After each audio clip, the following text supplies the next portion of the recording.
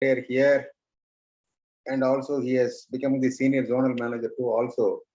During that time itself, yes, he is able to make it this Naukri as a brand in Coimbatore industries. That is what I can say. And also he studied his physics in the St. Joseph Trichy, a famous good old college. And also his interest in education made him to study further the MBA as well as the PhD, and he is landed into the academia field. That means that whatever he has created in the industry, he wanted to create the leaders in the academia so that he is into the noble teaching profession. On behalf of the CMA and also along with you, I am very happy to welcome and also introduce Dr. Baladandayadvani for this Monday Meetings program. I can say that a good branding has been done by Dr. Bala for the Naukri. Since I witnessed all these things when we are using this Naukri, the portal, for quite long years, that means more than 2.5 decades. And in academia too, also, yes, in Janssen School of Business, yes, he is doing the wonderful human service in creating and also developing the young management professionals in the college. With all your support and with all your blessings, I wholeheartedly welcome Dr. Baladandayadvani to share his ideas and share his knowledge on the subject matter today, what he is taking. And I wish him all the best. And also I request all the members to listen to him so that we will definitely will get benefited. Thank you. Shall I take it over, sir? Sir. Am I audible, sir? Yeah, yes, sir. Yes, sir. Okay. Yes, sir. Right, sir. I thank Coimbatore Management Association for giving me this opportunity to be part of this Monday Musings, and I thank Mr. Annadurai for the wonderful introduction. The topic I have chosen is the power of people and services. Let me share my screen. Yes, sir. Sir, is my screen? Host. You are co-host, sir. You may share. Sir, is my screen visible? Yes, sir. Yes, Very sir. much, Professor. Yeah. Yes. So the topic I have chosen for today's musing is the power of people and services. Service sector contributes more than 50% of the country's GDP. As per the economic survey report presented by the finance minister before the budget of 22-23, it was reported that service sector contributes 53.89% of India's GDP, right? And service sector is predominantly driven by people. The success of service depends on people. Service sector in general and service companies in particular. I take the liberty in assuming that most of us will know what is a marketing mix, or in the common parlance, 4 P's of marketing, namely the product, price, place, and promotion. But when it comes to services, 3 more P's are added. They are people, physical evidence, and process. Among all these P's, people play an important role with regard to success of a service organization. Let me explain this with an example. Say a customer is interested in buying a ready-made garment, a trouser, and he likes to have access to many brands in which the customer likes to pick one. So say, for example, the customer is in Coimbatore and the customer wants to go visit a multi-brand retail outlet. When I say multi-brand retail outlet, 2 big brands come to our mind, namely Lifestyle as well as Shopper Stop. So if it comes to the product, these 2 entities, Lifestyle as well as Shopper Stop, they merchandise or retail almost all the top brands. So when it comes to product, the product is available across multiple retail service outlets. Next, the price. More or less, the price is competitive between these 2 entities, the Shopper Stop or Lifestyle. And place. When it comes to place, both the entities are operating in the high retail destinations or the top retail destination, namely the malls. Most of you would be aware of, like, Shopper Stop is operating in Fun City Mall and Lifestyle is operating at Brookfields as well as the Prozone Mall. So with regard to place also, there is not much of a distinction. And when it comes to promotions, both the entities, be it Lifestyle or Shopper Stop, they follow the same advertisements, be it in the mainstream print medium or through the digital medium, be it through Facebook or Insta or any other digital platform, the promotional methods adopted by them, and say the sales promotions, the offers given by them, more or less being competitive.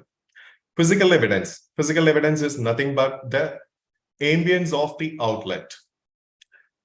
Most of us who have visited these two outlets, be it the Lifestyle or Shopper Stop, would have seen similar kind of an environment, be it with regard to the interiors and the air conditioning or the customer support area, the visual merchandise displays. They are more or less the same. And of course, the sixth P, the process. I'll come back, I'll touch on people later. The sixth P, which is the process. Both the entities follow a similar process with regard to recruitment of the people, with regard to their purchase process, with regard to their administration, or with regard to their financial management. The last and the most important P is the people. Now, you may wonder how people are going to be different. I mean, like both the entities recruit people with, say, for example, a qualification of graduation. Yes, I do understand that. That is nothing but a technical qualification or a service competency. But what differentiates the people in these two outlets are this service inclination. How far the people are able to cater to the needs of the customers, how well they are able to provide the service to the customers. That differentiates between a Shopper Stop and Lifestyle. And that is the reason, like, some of us would feel like the service rendered at Shopper Stop is excellent, and some of us would feel like the service extended at Lifestyle is excellent, right? So with these background information, I'll go into why people are very important for a service organization. People are the service. When I say the statement, people are the service, let's take the case of healthcare or legal, or for example, somebody who's into the physical fitness business or personal training business. If we are ill, we go to a clinic to consult with a doctor who diagnoses what is the problem and prescribes the medicine. The doctor is the service here. If somebody is having a legal issue, he or she would consult an advocate. The advocate provides us expertise, legal expertise. He or she is the service. Similarly, somebody is interested in personal fitness. So the person would approach a personal trainer who will share his expertise, right? So people are the service and they are the service brand. Number of us who have traveled by air, or number of us who have visited number of hospitality entities, would evaluate the brand based on the experience we have had by interacting with the frontline service people. So in our eyes, they are the service brand. The frontline service people who are responsible for providing service to the ultimate end user, the customer, they become the face of the organization. We judge a service entity based on the kind of experience, based on the interactions we have had with people in the service environment. Of course, the frontline people, they are the ones who can make or break the service promise. Service promise is nothing but the communication which the organization has with the end users, the ultimate customers. And the frontline people, they are responsible for delivering the intended service. So they can really make or break the service promise.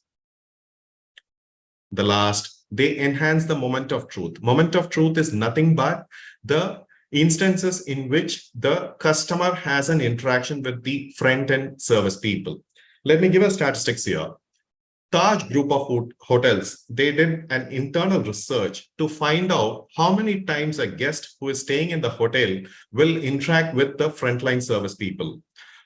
Assuming it's going to be a 24-hour stay, a guest in any Taj group of hotels would interact with the frontline service people for 48 times. Please understand, any one instance or any one moment of truth interaction is not right, is not positive. The guest will have a bad experience, which is going to affect overall service experience in that specific entity. I'm going to refer an organization which has taken the service excellence to the next level. I'm sure most of you would have seen this monumental building. If so, can I have an acknowledgement from the gathering here?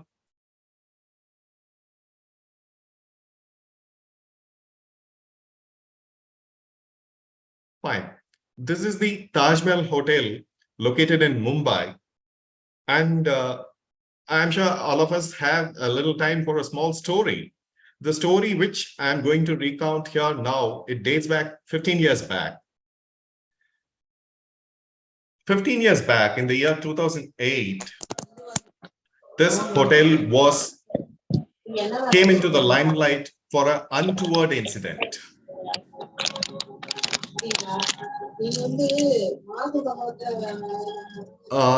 May I request somebody to mute themselves? Yeah, this hotel was under a terrorist attack on 26/11/2008. For 3 continuous days, the hotel was under siege by men with automatic weapons. Dozens of people were killed and scores of people injured. But one phenomenal thing which happened during that period was none of the Taj employees, they relinquished their responsibility in terms of like they took cover to protect themselves. Instead, they all stayed to protect the guests. Taj lost close to around 33 people in this particular episode. And there are also stories revealed by the guests after 3 days when a rescue was over. Some of the employees of the Taj who worked in the kitchen, they formed a human shield to protect the guests during the evacuation process, and many of them lost their life. Telephone operators, they were the first people to be evacuated, but they stayed put inside the hotel because they had to guide the guests. They had to call the guests, ask them to lock the door, switch off the lights, and then wait till the rescue team could reach them. And constantly they were calling them to and requesting the guests to follow the precautionary measures. Now, I'm going to bring in about 3 important, 3 highlighting personalities to show the service excellence. Ms. Mallika Jagat, a 24-year-old banquet manager, she was responsible for hosting the farewell party for the then CEO of Unilever. Unilever had organized a farewell party for their CEO at the banquet hall in the 2nd floor of the hotel.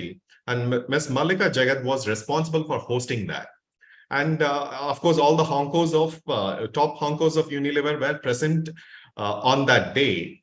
And they were having a good time. By around 9:30, they heard some bursts of sound. Initially, they thought it was somebody firing firecrackers. But later, the reality dawned on them that the terrorists have laid siege to the Taj. Immediately, Ms. Mallika Jagat asked her entire team members to close all the doors of the banquet hall, turn off the lights, and she asked all the guests to crouch under the table. And she also instructed the guests who have come as a family to be separated so that the husband and wife crouch under different tables. Look at the presence of thought. If at all, if something happens to one member of the family, the other person will be there to take care of the family. Another personality is Mr. Thomas Verghese. He was a senior waiter at Wasabi, the Japanese restaurant of Taj. When the terrorist attack happened there, 50 guests were dining. And Mr. Thomas Verghese ensured the safety of all the guests. And the third notable personality is Mr. Karambir Singh Kang, the general manager of Taj. As it is customary in any 5-star hotel, the general manager has to stay along with his family inside the property. A sad thing which happened is Mr. Thomas Verghese lost his life during the episode but ensure the safety of all guests. In fact, he was the last person to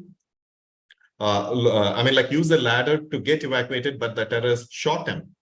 And Mr. Karambir Singh Khan, the general manager, after 1.5 days, only he came to realize that his family, they could not make it because they were engulfed in the fire which happened in the 6th floor, right? I'm taking the liberty to use an excerpt from HBR's case on the ordinary heroes of the Taj. Sorry. During the onslaught of Taj, Mumbai, 31 people died and 28 were hurt, but the hotel got the prize only the day after. Its guests were overwhelmed by the employees' dedication to duty and the desire to protect guests without regard to their personal safety and their quick thinking. The restaurant staff and banquet staff rushed people to safe locations such as kitchens and basements. Telephone operators stayed at their posts, alerting guests to lock doors and not step out. Kitchen staff formed human shields to protect guests during the evacuation attempts. As many as 11 Taj employees, a third of the hotel's casualties, laid in their lives while helping between 1,200 to 1,500 guests escape. They are the ordinary heroes of the Taj. So what is the secret behind this particular service culture? See, we talk about service excellence, whereas the employees of Taj have shown or taken service excellence to the supreme level, wherein they sacrifice their life to safeguard their guests, the customers, the end users. Grandros, one of the pioneers of service culture, one of the pioneers who has written a number of articles about service culture, has defined service culture as a culture wherein appreciation for good service exists and where giving a good service to internal as well as the ultimate external customer is considered a way of life and one of the most important norms by everyone in the organization. I would symbolize Taj Mahal Hotel or the employees of Taj who have taken Aditi Devo Bhava, the Sanskrit statement, guests must be treated like gods. But in this age where, the employees of Taj have taken it to the next level in terms of committing the supreme sacrifice, losing their life to safeguard their guests, the customers. In service marketing, we have something called a service marketing triangle, and Taj follows the service marketing triangle to the dictum. Let me show it to you. You find the 3 components or the 3 legs of the triangle here. Basically, the company or the management, the customers, the end users, and the providers, the frontline people who are responsible for providing the service. The company or the management, they make the promise to the customers. For example, I'll take the motto of Taj. When you stay at the Taj, it stays with you, right? That is the promise they give to the customers. And they enable the providers, the frontline people, to ensure that the service is delivered as per the promise, as intended by the top management in terms of providing ultimate service. The frontline people ensure that the service is delivered, that is taken care through interactive marketing, because they are the ones who will be interacting day in and day out with the customers. Now, how do organizations enable that promise? I would like to take example of another brand at the local level. Of course, they are known internationally. They have grown locally, and now they are spread across the globe. Aravind Eye Hospital, which is also known for its service excellence. The vision of the hospital is to provide high volume, high quality eye care at an affordable cost to both rich and the poor in support of a common vision of prevention and eradication of needless blindness. In a nutshell, as per Dr. V, the promoter or the founder of Aravind Eye Hospital, in single phrase, the vision of Aravind Eye Hospital is like eradication of needless blindness. And how do they do it? Its compassionate and high quality patient care comes through its common, committed and highly skilled staff.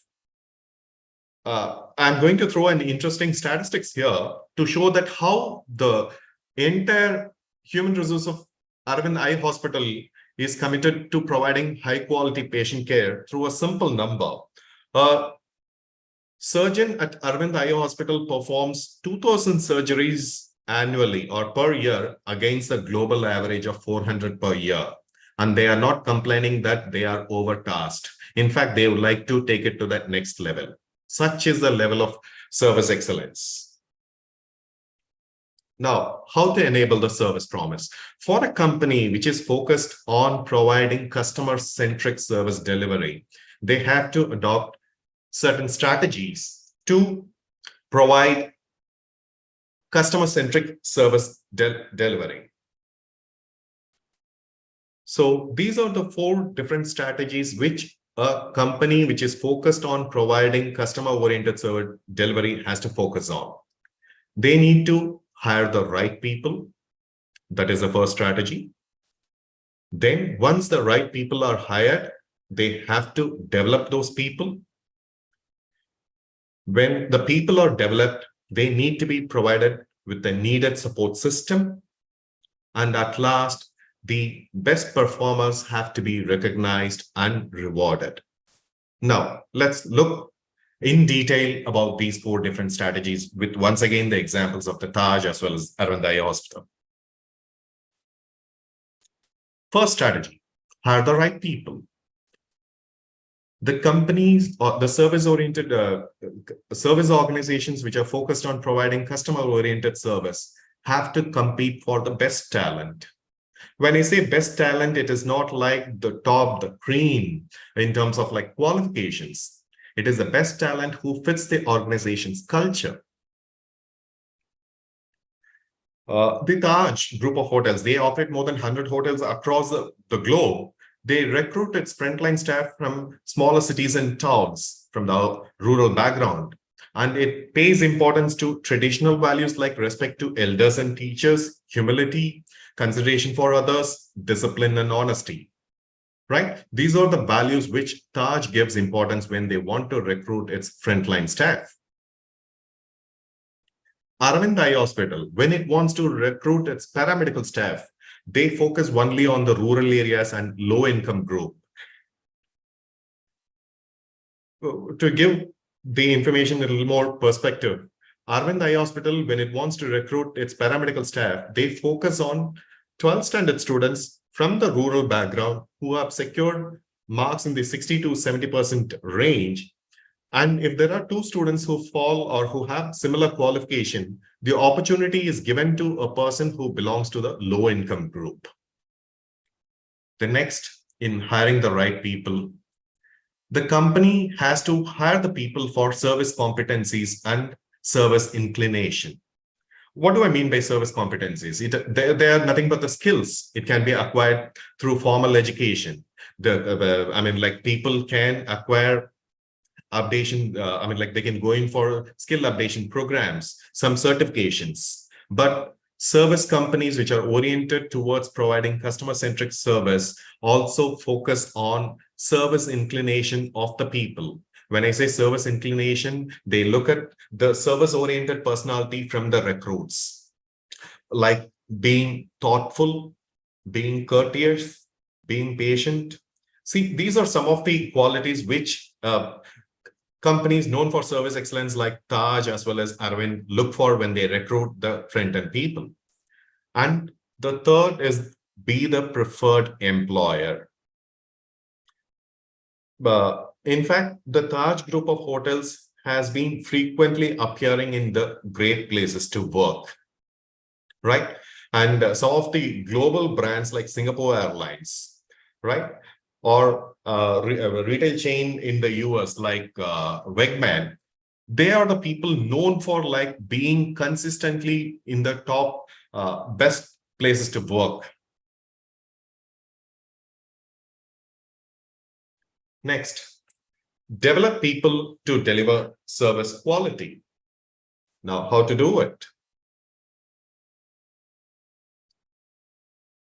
every single service organization, they need to train the staff, the front-end staff, for both for technical as well as for interactive skills. Until unless the role involves much of technicality, all service organizations focus on training their front-end staff for interactive skills. The Taj trains its frontline staff for 18 months, whereas the industry average is only of 12 months. From that itself, we can understand what the focus on training the people with regard to their customer-facing roles. I would like to take a quote by the former CEO of Singapore Airlines on the importance of training. Training is a necessity. It is not an option. It is not to be dispensed when the times are bad, and it is for everybody. It embraces everyone from the office assistant and baggage handler to the CEO. And training is forever. No one is too young to be trained or not too old. So this is what this shows in a nutshell the importance of training the people. When you have hired the people who have to face the customers, they have to be adequately trained. Without training, they will not be in a position to face the customers and provide the customer-oriented service. Empower employees. What do I mean by empowering the employees? Is it just, giving authority? By giving authority, I can take it for granted, like, yes, my employees are empowered and they'll take care of the customer's needs. No, the employees need to feel like, yes, they have the authority. It is not a lip service by the top management. They will not be questioned when they take certain actions, which is going to benefit the customers, which is going to satisfy the customers.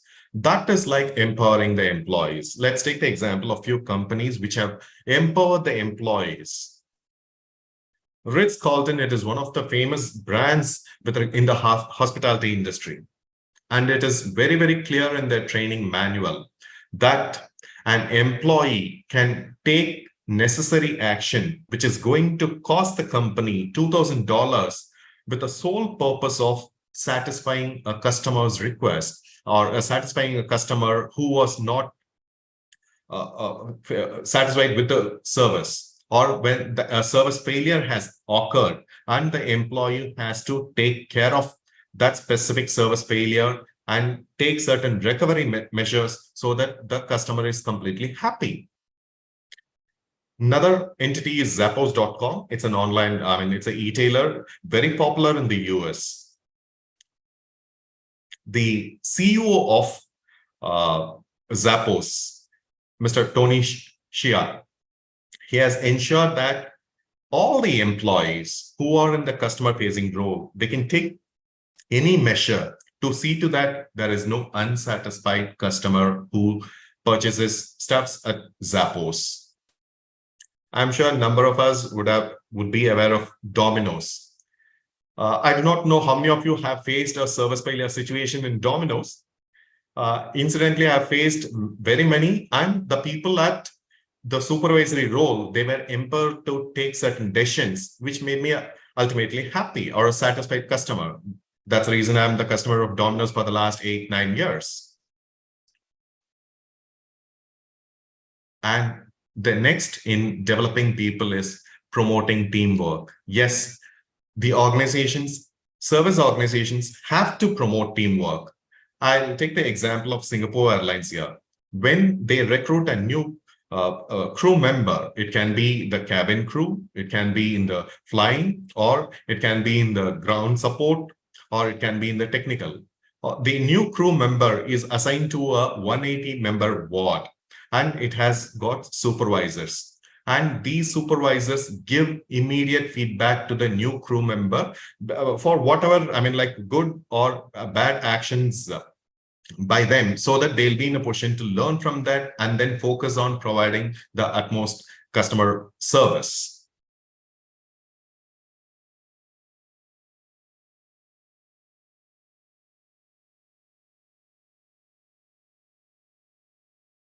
Next, an organization which is focused on providing customer-oriented service need to provide the required support system for its frontline employees. This is very, very essential.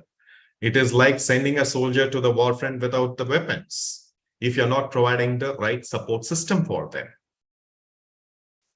The organization has to orient its internal system towards providing quality service. Say, for example, we are visiting a bank and we have a query with regard to our account.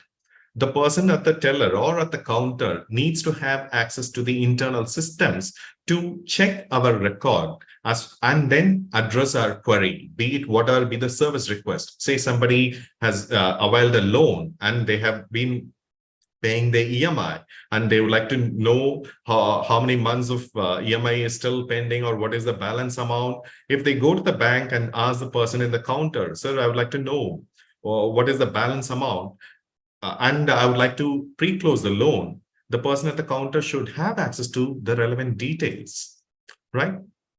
And another example, all of us would have called the customer support of many of the home appliances brands like Samsung or LG or Whirlpool. Think of a scenario. You have a problem with your appliance in the home. You have called the customer support and the customer support person has noted down your complaint, but the complaint was not addressed. After 3 days, once again, you're calling. A new person at the customer desk is answering your call. But the person, let's say the person does not have access to the previous interaction. What will happen? The customer person will ask you to recount the entire discussions which you had 3 days back. So the customer support person need to have a proper support system. So the company has to provide supportive technology and equipment. In the service sector, I would say like service organization needs to have proper CRM system so that the people who are in the front end, people who are in the customer facing role are able to provide a seamless service to the customers.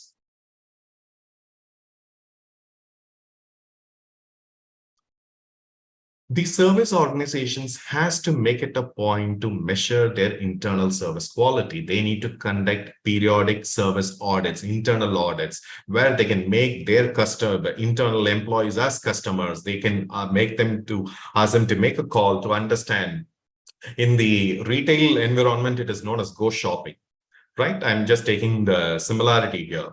In the retail environment, it is known as go shopping, where the employees visit certain outlets and see how the retail outlet is manned, how the employee in a specific retail outlet takes care of the customer service. Similar system can be adopted in a service environment. And it is imperative that service organizations conduct internal service quality and conduct periodic internal service audit to ensure that the company is focused on providing customer-centric service. The last strategy, retain the best people. Now, how can you retain the best people? Obviously, the best people have to be recognized and rewarded. So the best performers, their performance has to be measured, and you need to have a reward system which recognizes their performance. Since the overall discussion, we have talked about the Taj group of hotels. Once again, I'm taking the example of the Taj itself. They have such a strong performance measurement system that if a frontline employee gets a compliment from a customer who has been happy with the service rendered by a frontline employee, which is recorded, the company recognizes that compliment within 48 hours by giving them few gifts and by awarding them reward points. As we have come across in the online shopping, like we get reward points. Taj has designed a reward strategy wherein like certain reward points are given to the front lines staff or the frontline people who have received compliment for an exemplary service rendered. And at the end of the year, those points are, taken for the appraisal. Now, I would like to take the liberty in terms of briefing about when the terrorist attack happened and so many employees of the Taj lost their life.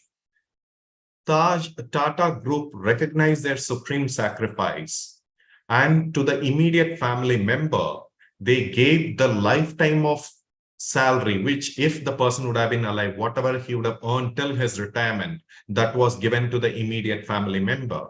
That's one. Two, with regard to their kids, if they were studying, the Taj, the Tata Sons, the charitable arm of the Tata Group, they said like the educational expenses of the employees' kids, the employees who lost their life, it will be borne by the Tata Sons, the charity arm of it. See, that is the recognition for their supreme sacrifice.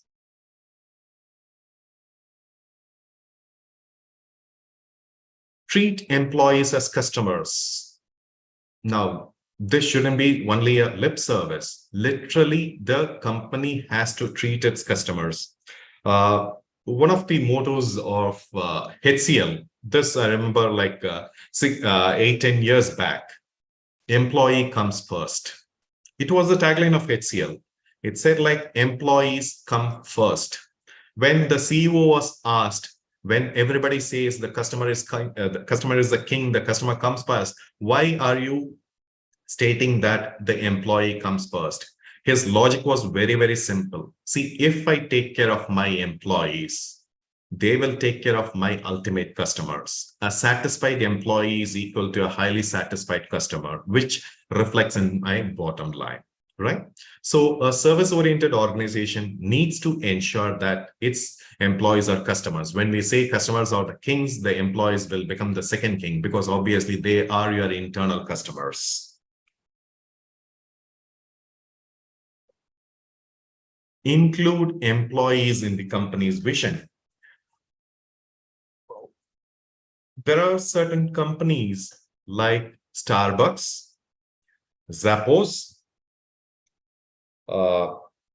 FedEx, where the CEOs of these companies, in their periodic meeting with the employees, they share their companies with the front-end service people because they need to know that they are also valued. Sense of responsibility, comes into them, right? When they know that the top management values them, they share the company's vision with them. They also feel like, yes, they need to work towards the broader picture, the wider vision of the company, right? So to recap, what are the strategies a company has to adopt to have a customer-oriented service delivery? They need to hire the right people. Then they need to develop those people, then provide the needed support system. And the last one, they need to retain the best people. And we have seen some of the strategies which the companies can adopt, which fall under these wider spectrums. I'm going to show you some of the champions of service excellence. Yes, we have talked in detail about the Taj Group. I've given reference to Zappos.com. Of course, Ritz-Carlton, one of the prominent names in the luxury, hospitality segment. Singapore Airlines, it is time and again, at least for the last 12 years, they have been rated as one of the best airlines in the world. An interesting fact about DHL is like it has empowered all its employees and they are taken into account or consideration when they talk about their vision. Similar is the case with Adobe, right? With these thoughts, I end my presentation here with the closing note that any organization which focuses on providing customer-oriented service have to focus on their people because they make the difference. They are the ones who can make or break the service promise. And once again, I thank Coimbatore Management Association for giving me this opportunity to be part of the Monday Musings. Right? Thank you.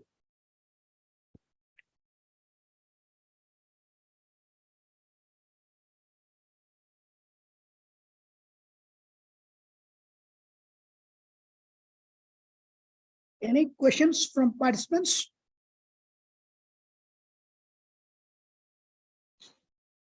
Not a question. This is Puneet Krishnan here. Yes, Uh, Mr. Puneet. Very good presentation, sir. And a couple of observations since I have worked in service industries. Right, I sir. think the empowerment part, the confidence that service employees have, the backing of their organization, I think is the most important aspect. That's We right, can sir. have all the best processes and best guidelines, but Yes, there will always be situations where no guideline covers that particular scenario. that's true. That's true. And if the employees have the confidence that their decision, even though it may cost the company something, Yes, sir. will be backed by the organization, I think those are the organizations which deliver very good service. You are right, sir. Unfortunately, You are some right. organizations have reduced the art of service to a science by making too many KPIs, Yes. monitoring systems and things like that. Yes, sir. Then it goes into a loop and employees basically start looking at their key performance indicators rather than customer satisfaction. That's And that's true. where That's the true. That's true, downhill sir. journey starts. That's true. So that is the reason in Ritz-Carlton, in their training manual, they have made it very, very clear. An employee can take a call of providing a service which is going to cost the company around $2,000 to see to that the customer is, leaving the premises happy. And there is no cap on number of such instances the same employee can make use of. Absolutely. So I think, and the second part is from, there are a lot of students here, and one is, the temperament of a person who's employed in the service industry is very, very important, because customers, more often than not, and especially in India, I must say, can be very rude. Precisely, and sir. we must have the patience or the temperament to. Sir, that is the reason why the companies predominantly in the service sector or service industry, they look for a service-oriented personality, because yes, at the end of the day, we are all human beings. When the customer is rude, you do not know when the, pressure is going to burst. That's true. So, there are a lot of, so the temperament, if a person knows that my temperament is not suited, I think, they should stay away from a service-oriented role. That's right. They could be in sales, or they could be in technical, or they could be in finance. Yes. Temperament is very, very important. That's right, sir. That's right. Thank you. Most welcome, sir.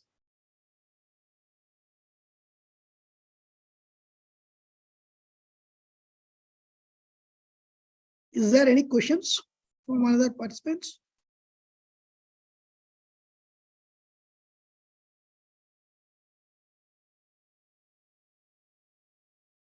Please feel free to ask any questions in this regard.